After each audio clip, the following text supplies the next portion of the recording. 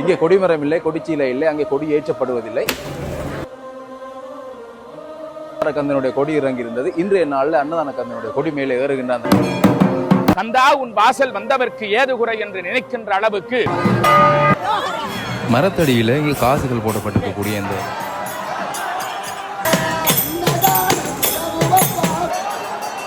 பணக்காரர் என்று வேற்றுமை இல்லாமல் எல்லோருக்கும் பல்லாயிரக்கணக்கான அடியவர்கள்.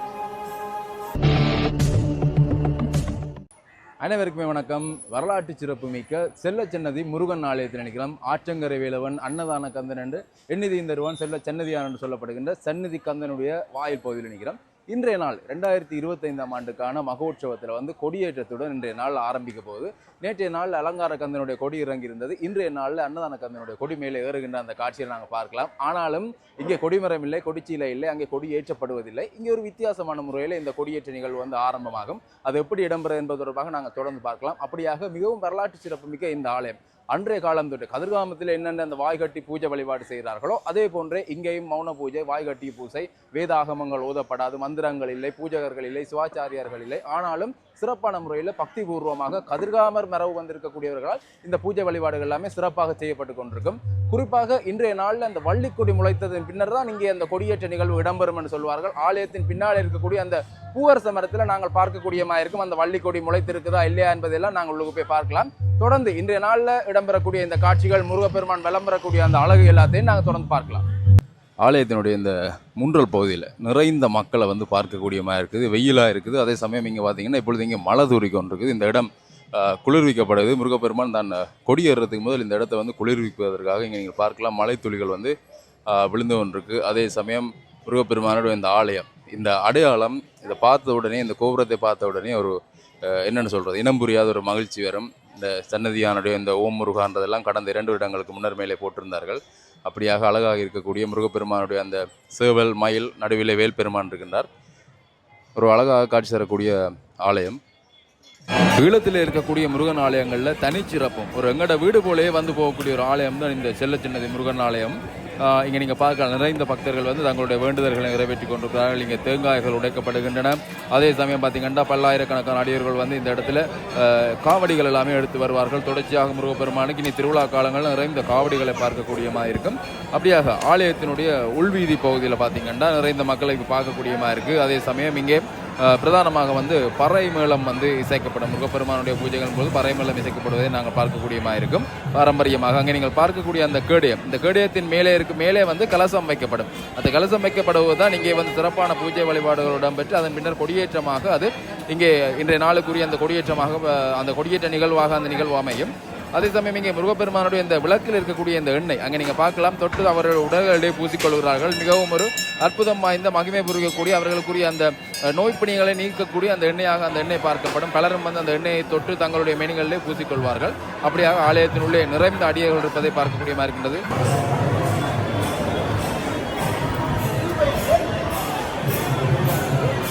ஆலயத்தினுடைய உள்வீதி பகுதியில் இந்த ஆலயம் தொடர்பான கல்வெட்டு இந்த இடத்துல நீங்கள் பார்க்கலாம். இந்த ஆலயத்தினுடைய வரலாறு, புராதானம், மகிமை தொடர்பாக அந்த இடத்துல குறிக்கப்பட்டிருக்கின்றன. கடந்த வருடமே இங்கே பதியப்பட்டிருந்ததை நாங்கள் பார்க்கக்கூடிய மாதிரி இருந்தது. அப்படியாக இங்கே விநாயக பெருமான் இங்கால சன்னதியில் இருக்கிறார். அதே சமயம் இங்கே இருக்கக்கூடிய இந்த பூவரச மரம் இங்கே நீங்கள் பார்க்கக்கூடியமாக இருக்கும். இந்த முருகப்பெருமானுடைய தலைவிருட்சமாக இருக்கக்கூடியது இந்த பூவரச மரம். மிக நீண்ட வரலாற்றை கொண்டிருக்கக்கூடியது. இந்த பூவரச மரத்தடியில் தான் பார்த்தீங்கன்னா இங்கே நிகழக்கூடிய பல்வேறுபட்ட அற்புதங்களை நாங்கள் பார்க்கக்கூடியமாக இருக்கும். அதற்கு அருகே இங்கே பஜனைகள் கூட இடம்பெற்றுக் கொண்டிருக்கின்றது.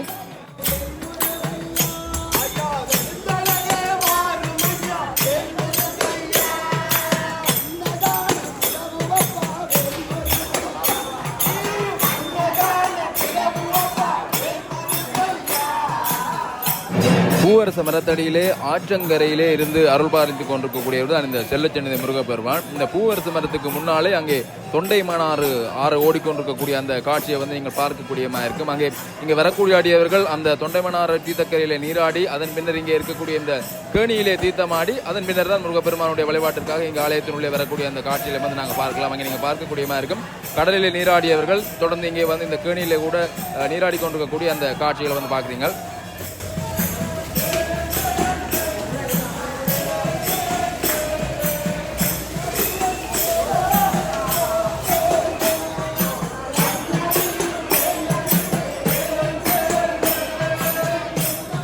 அப்படியாக இந்த கொடியேற்ற நிகழ்வோடு தொடர்புடைய இந்த பூவரசு மரம் இருக்கின்றதானே, இந்த பூவரசு மரத்திற்கு அடியிலே வந்து வள்ளிக்கொடி முளைக்கும். இந்த வள்ளிக்கொடி முளைத்ததன் பின்னர் தான் இங்கே கொடியேற்ற நிகழும் என்று சொல்வார்கள். அங்கே நீங்கள் பார்க்குறீங்க பாருங்க, அந்த வள்ளிக்கொடியை முளைத்திருக்கக்கூடிய அந்த வள்ளிக்கொடியை வந்து பார்ப்பதற்காக அங்கே அடியவர்கள் அலைமோதுகிறார்கள். அதே சமயம் அந்த வள்ளிக்கொடியின் மேலே பணங்களை கூட போடுகிறார்கள். அந்த இடத்துல அந்த மரத்துக்குள்ளே பணங்களை போடுவதையும் பார்க்கலாம்.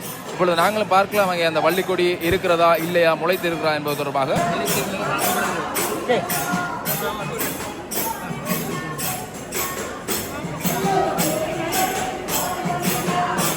அங்கே மேலே பணங்களை போட்டு அந்த கொடியை மூடி விட்டார்கள். பின்னர் அங்கே நீங்கள் இப்பொழுது அங்கே பார்க்கக்கூடியமா இருக்கும் பாருங்க, அந்த நாவல் கலர்ல தெரியக்கூடிய அந்த கொடி, அந்த தடி போல இருக்கக்கூடிய அந்த நாவல் கலர் தடி தான் அந்த வள்ளிக்கொடி. நீங்கள் தெளிவாக பார்க்கக்கூடியமா இருக்கும். அற்புதம் நிகழ்த்தக்கூடிய இந்த கந்தன் இந்த திருவிழா நாட்களில் இந்த கொடியேற்றத்துக்கு முதல் அந்த வள்ளிக்கொடி இங்கே முளைக்கிறது என்பதுதான் பார்த்தீங்கன்னா இங்கே இருக்கக்கூடிய அதிசிறந்த அந்த அற்புதமாக பார்க்கப்படுகின்றது.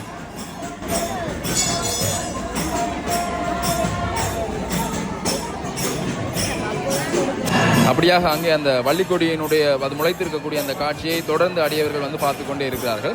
அப்படியாக ஆலயத்தினுடைய இந்த இங்காலி பக்கத்தில் நீங்கள் பார்க்கலாம், வள்ளியம்மனுக்கு என்று தனியான ஒரு சன்னிதானம் இருக்கின்றது. இந்த பகுதியிலே முருகப்பெருமான் விளம்பரம் பொழுது கூட ஆலயத்தினுடைய விளம்பரம் பொழுது இந்த இடத்துல நின்று மீண்டும் இந்த வள்ளியினுடைய சன்னிதானத்துக்குள்ளே வந்துதான் செல்வார். அங்கே நீங்கள் பார்க்கக்கூடியமாக இருக்கும் வள்ளியம்மன் தனியாக இங்கே இருக்கக்கூடிய அந்த காட்சி.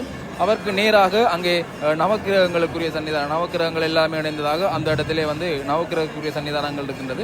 அப்படியாக ஒரு சிறந்த அமைப்பில் கட்டுக்கோப்பில் இருக்கக்கூடியதான் இந்த சந்நிதியான ஆலயம். பல்லாயிரக்கணக்கான பல லட்சக்கணக்கான அடியவர்கள் தேடி வருவார்கள். ஏனென்றால் சன்னதியா நிகழ்த்தக்கூடிய இந்த அற்புதம் எல்லாம் அளவு கடந்த அற்புதங்கள். நல்லதொரு பொழுதிலே இன்றைய நாள் பக்திபூர்வமான ஒரு ஆலயத்தினூடாக உங்கள் அத்தனை பேரையும் சந்திப்பதில் மகிழ்ச்சி. வடகிழக்கு இந்து ஆலயங்களுடைய நேர்முக வர்ணனையாளர் உங்களில் ஒருவராக வலம் பெறுகின்ற அல்வாயூர் நேசன். அந்த வகையிலே இப்போது நாங்கள் எங்கே நின்று கொண்டிருக்கிறோம் என்றால் அற்புதம் நிறைந்த ஒரு தலத்திலே நின்று கொண்டிருக்கிறோம். ஆகமம் சாராத ஒரு வழிபாடோடு கூடிய ஒரு தலம். எல்லா ஆலயங்களிலும் கொடியேற்றம் என்பது கொடித்தம்பம் அமைய பெற்று இடம்பெறுவது. ஆனால் இந்த ஆலயத்தில் மாத்திரம் எவ்வாறு இந்த விழா இடம்பெறுகிறது என்பதை பல பாகங்களிலும் இருக்கக்கூடிய அடியவர்கள் பார்ப்பதற்கு ஆவலாக இருக்கிற ஒரு தருணம், அற்புதமான ஒரு தருணம். ஈழவள நாடு யாழ்ப்பாணம் வடமராட்சி பிரதேசத்திலே தொண்டைமனாறு என்று சொல்லப்படுகிற ஒரு ஊரிலே அற்புதமாக கோவில் கொண்டு நிழல் தருகின்ற விருட்ச மரங்கள் நிறைந்த பதியிலே தொண்டைமனாறு செல்வச்சன்னதியான் திருத்தலம் அமைந்திருக்கிறது. ஆகமம் சாராத ஒரு சன்னிதானம்.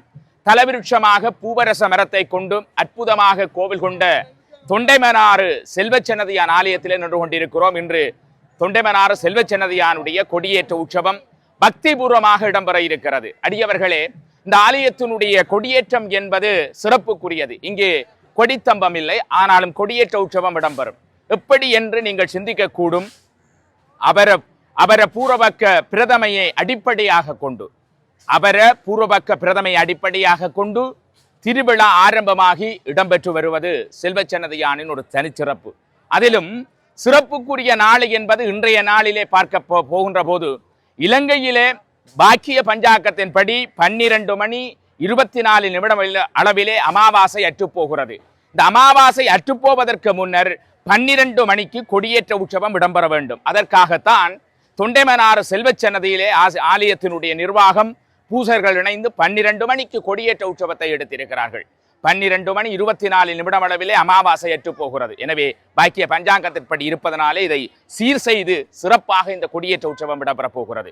அடியவர்களே, பைரவ பெருமானுக்கு காப்பு கட்டுதலுடன் இந்த பக்திபூர்வமான செல்வச்சன்னதியானுடைய திருவிழா ஆரம்பமாகும். குறிப்பாக பிள்ளையாருக்கும் அதே போல மூலவராக இருக்கிற வேலவருக்கும் விசேடமான அபிஷேகங்கள் எல்லாம் இடம்பெற்று எல்லாம் வல்ல தொண்டைமனாறு செல்வச்சன்னதியானுடைய திருச்சன்னிதானத்திலே திருவிழா ஆரம்பமாக அங்கே அதற்கான ஒரு அத்திவாரமான ஒரு வைபவ ரீதியான ஒரு திருவிழாவாக ஆரம்பமாக இருக்கிறது. அது மாத்திரமல்ல, அங்கே நீங்கள் பார்க்கிற நந்தி இடபத்துக்கு அருகிலே அங்கே கேடகம் வைக்கப்பட்டிருக்கிறது.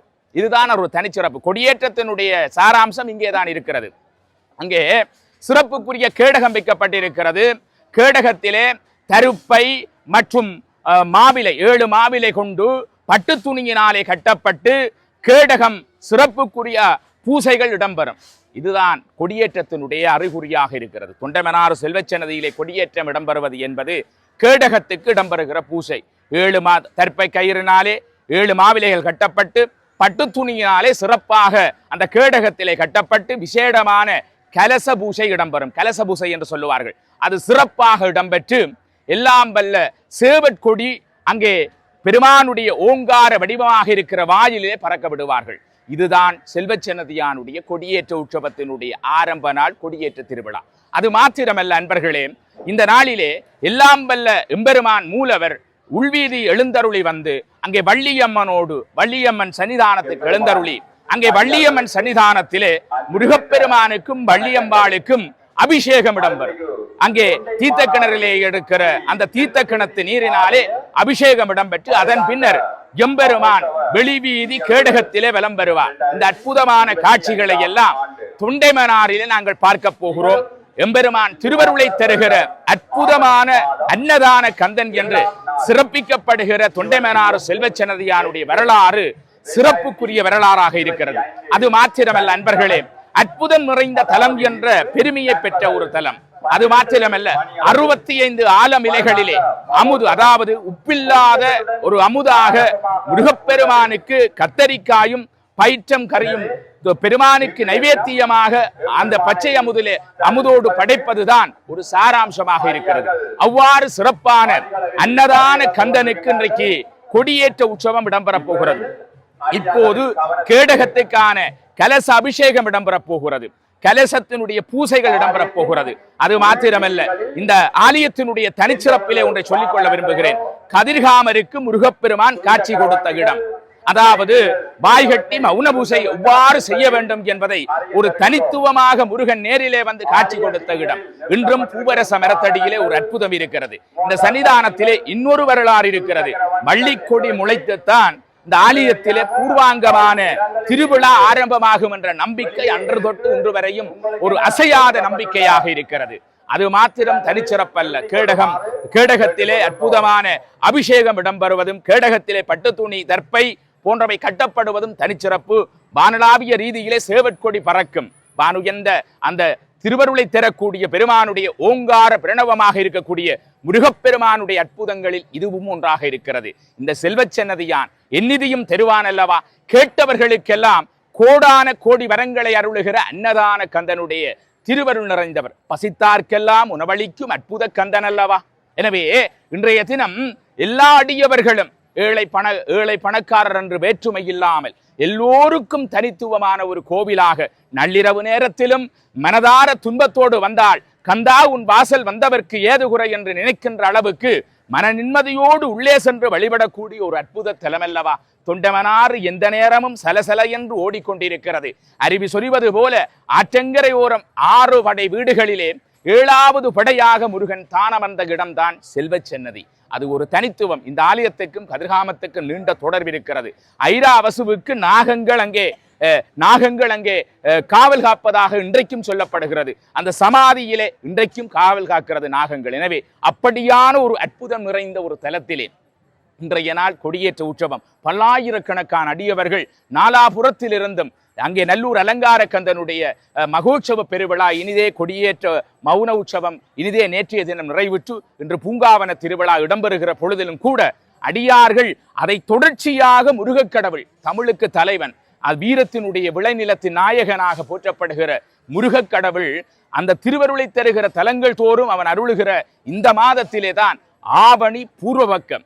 அடியவர்களே நன்றாக அவதானித்துக் கொள்ளுங்கள். ஆவணி பூர்வபக்கத்து பிரதமையிலே தான் எங்களுடைய தொண்டமனாறு செல்வச்சன்னதியிலே கொடியேற்றம் உற்சவம். சரியாக 12:24 அளவே எங்களுடைய வாக்கிய பஞ்சாக்கத்தின்படி அமாவாசை அற்று போகிறது. அதற்கு முன்னர் கொடியேறப் போகிறது. நீங்கள் எல்லோரும் பக்திபூர்வமாக முருகக் கடவுளை மனதார வேண்டுங்கள். உங்கள் வாழ்வெல்லாம் இன்னல்களை அகற்றி அற்புத கந்தன், அன்னதான கந்தன் உங்கள் அத்தனை பேருக்கும் நல்லருளை புரிய வேண்டும் என மனதார பிரார்த்திக்கிறேன். இப்போது இடம்பெறுகிற பெருமானுடைய அந்த தொடர்ந்து இடம்பெறப் போகிற அந்த அற்புதமான பூசைகள், பெருமானுடைய கொடியேற்ற உற்சவங்களை எல்லாம் நீங்கள் தொடர்ந்தும் பார்த்து கொண்டிருங்கள். அருள் ஓங்கும் அற்புத கந்தனை நாமும் நாடுவோம், அவன் அருள் பெறுவோமாக.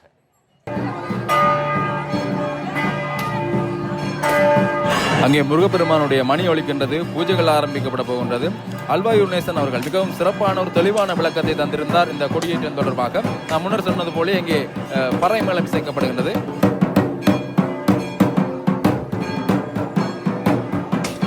இன்றைய கொடியேற்றத்துக்கான இந்த பூஜைகள் வந்து தற்பொழுது ஆரம்பமாகிவிட்டது. நீங்கள் பார்க்கலாம், இங்கே மூலஸ்தானத்துக்கு முன்னே மூலவர் அங்கே வேல்பெருமான் இருக்கக்கூடியதுக்கு முன்னே ஆலயத்தினுடைய உட்பகுதியில் வந்து கும்பங்கள் வைக்கப்பட்டிருக்கு. அதிகளவான கும்பங்கள் வைக்கப்பட்டு இன்றைக்கு சிறப்பான அபிஷேகம் அவருக்கு அங்கே இடம்பெற போகின்றது. இங்கே ஆலயத்தினுடைய இன்றைய இந்த கொடியேற்றத்தை நிகழ்த்தக்கூடிய அந்த பூஜகர் வந்து இந்த இடத்துல வந்திருக்கக்கூடிய அந்த காட்சியை பார்க்குறீங்க. தொடர்ந்து இந்த இடத்துல வந்து கும்பங்களுக்குரிய பூஜைகள் இடம்பெற்று அதனைத் தொடர்ந்து இந்த கும்பம் வந்து ஆலயத்தினுடைய உள்வீதி பகுதியை வலம் வந்து அதன் பிறகு இங்கே மூலவராக இருக்கக்கூடிய வேல்பெருமானுக்குரிய அபிஷேகங்கள் வந்து சிறப்பாக இடம்பெற போகின்றது. இப்பொழுது நீங்கள் அங்கே பார்க்கலாம், அந்த கும்பங்களுக்குரிய பூஜைகள் வந்து இடம்பெற்று கொண்டிருக்கு.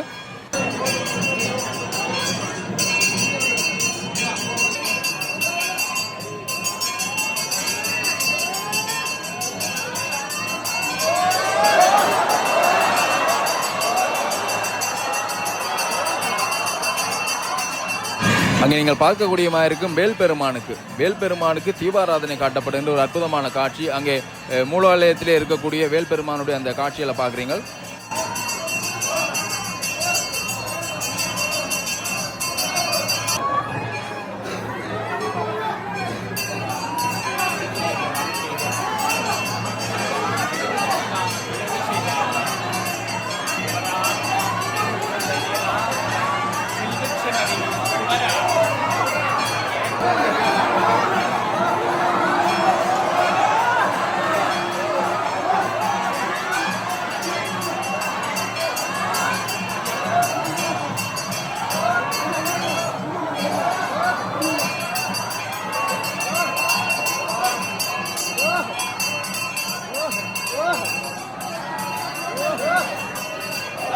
அங்கே பூஜைகளை நிறைவு செய்து கும்பங்கள் ஆலயத்தினுடைய வழிவீதி உள்பிரகாரத்தை வந்து வலம் வந்து அதன் பின்னர் பார்த்தீங்கன்னா இப்போ ஆலயத்தின் உள்ளே வந்து முருகப்பெருமானுக்கு அங்கே வேல்பெருமானுக்கு அபிஷேகங்கள் இட போகின்றது. அந்த அபிஷேக காட்சிகளை கூட நீங்கள் பார்க்கலாம்.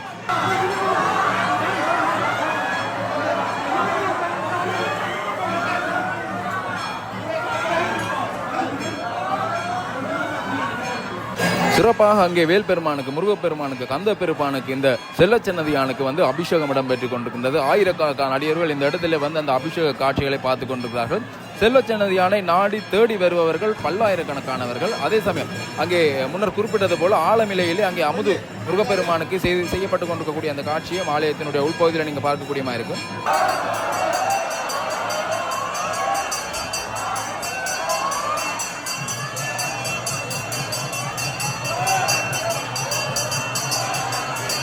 அங்கே அபிஷேகங்கள் நிறைவடைந்து முருகப்பெருமானுக்கு பஞ்சாலாத்தி தீபாராதனை காட்டப்பட்ட அந்த காட்சிகளையும் பார்த்திருப்பீங்க. உண்மையாகவே ஒரு நிறைந்த தரிசனம். நேரில் வருபவர்கள் கூட சில வேளைகளில் இந்த காட்சிகளை வந்து பார்க்க முடியாது. ஆனால் இந்த காணொலியை பார்ப்பவர்களுக்கு வந்து அது ஒரு கொடுத்து வைத்த ஒரு செயலாகத்தான் இருக்கின்றது.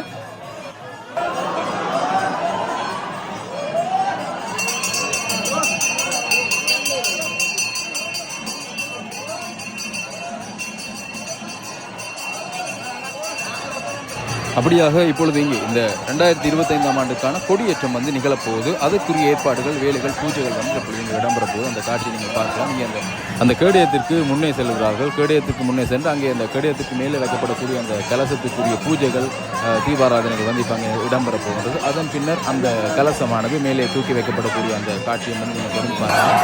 அந்த நிகழ்வு தான் நீங்கள் பார்த்தீங்கன்னா கொடியேற்றமாக சொல்லப்படுகின்றது, கொடியேற்றமாக பார்க்கப்படுகின்றது. முருகனுக்குரிய கொடி ஏறியதாக அறிய முடிகின்றது. அப்படியே இந்த செயற்பாட்டின் மூலமாகத்தான் அங்கே நீங்கள் பார்க்கலாம். அங்கே அந்த கலசம் இருக்கின்றது. அந்த கலசத்துக்கு வந்து முன்னர் அவர் அல்வாயூர் நேசன் அவர்கள் சொன்ன மாதிரியே மாவிலைகள் வைத்து கட்டப்பட்டு மாலைகள் போடப்பட்டு சிறப்பான பூஜைகள் இடம்பெற்று அதன் பின்னர் வந்து அங்கே மேலே தூக்கி வைக்கக்கூடிய அந்த காட்சியை வந்து தொடர்ந்து பார்க்கலாம்.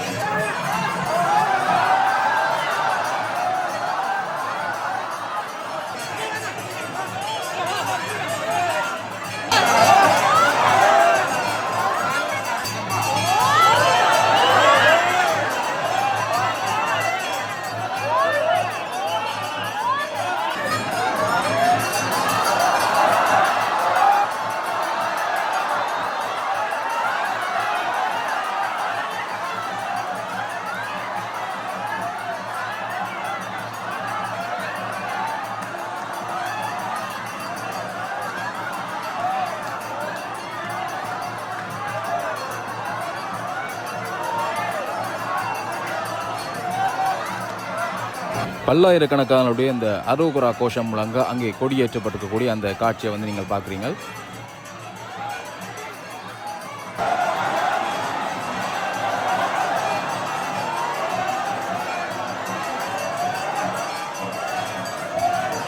அதன் பின்னர் இங்கே மூலஸ்தானத்தில் மூலாலயத்தில் இருக்கக்கூடிய வேல் பெருமானுக்குரிய பூஜைகள் இடம்பெறப்போ வந்து அந்த காட்சிகளை வந்து நீங்கள் பார்க்கலாம்.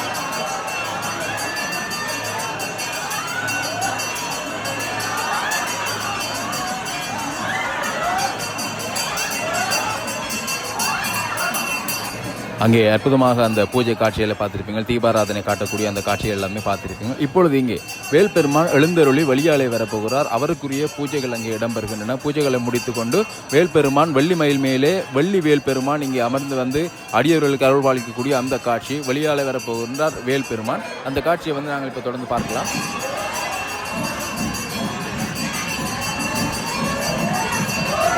தொண்டமனாற்றங்கரை அருகே அமர்ந்து அற்புதமான ஒரு தெய்வமாக இருக்கக்கூடிய இந்த எங்களுடைய செல்வ சென்னதியான், எந்நிதியும் தருவான் செல்வ சென்னதியான் ஒரு நீண்ட வரலாற்றை கொண்டிருக்கக்கூடியவர். தமிழர்களுடைய இந்த வாழ்வியலோடு தொடர்புடைய ஒரு கோயிலாக இந்த கோயில் பார்க்கப்படுகின்றது. உண்மையாகவே அங்கே எழுந்தருளி வரக்கூடிய இறைவனுடைய அந்த தரிசனத்தை பார்க்குறீங்கள்.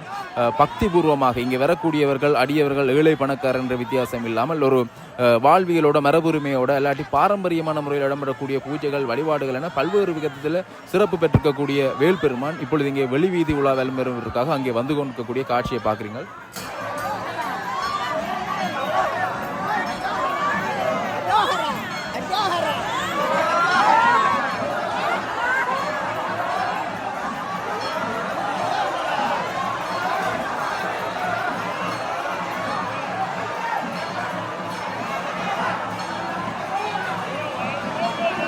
அங்கே வேல்பெருமான் அந்த கொடியேற்றப்பட்ட கேடயத்திலே வைக்கப்பட்டு தற்பொழுது அங்கே விளம்பரப் போகின்றார்.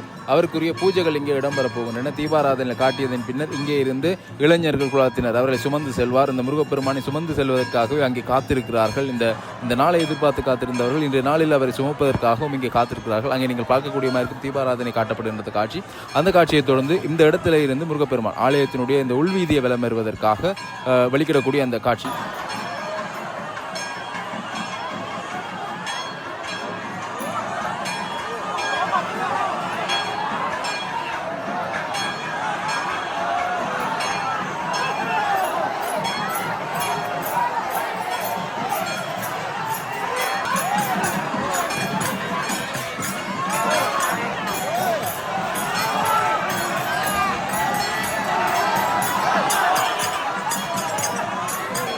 அழகாக அங்கே முட்டி மோதி சுவாமியை துவக்கிறார்கள். தங்களுடைய தோளிலே அவனை ஒரு முறையாவது சுமந்து விட வேண்டும் என்பதற்காக அந்த அடியவர்கள் அங்கே நீங்கள் பார்க்கலாம். திரண்டு அங்கே முருகப்பெருமானை சுமந்து செல்லக்கூடிய காட்சி. அங்கே அழகாக மயில் மீது வெள்ளி மயில் மீது அமர்ந்து வேல்பெருமான் வந்து கொண்டிருக்கின்றார். அவரை சுற்றி அந்த அழகிய மாலைகள், நறுமணம் வீசக்கூடிய நல்ல மனங்கள் வீசக்கூடிய அந்த மாலைகள் அங்கே போடப்பட்டிருக்கின்றன. குறிப்பாக அங்கே நீங்கள் பார்க்கக்கூடிய இருக்கும் மல்லிகைகள், அதே சமயம் நிறைந்த நறுமணம் வீசக்கூடிய மலர்களால் தான் முருகப்பெருமான் இங்கே அலங்கரிக்கப்படுவார். அப்படியாக சிறப்பாக அங்கே அலங்காரம் செய்யப்பட்டு சென்று கொண்டிருக்கக்கூடிய அந்த காட்சியை பார்க்குறீங்க.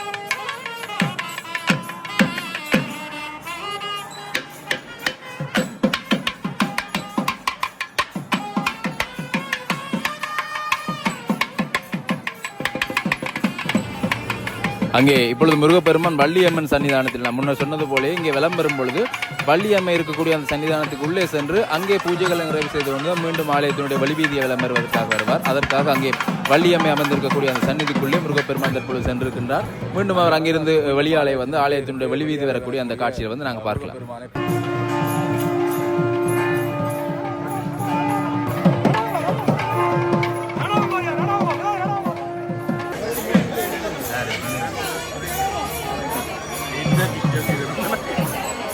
அடைஞ்சளவு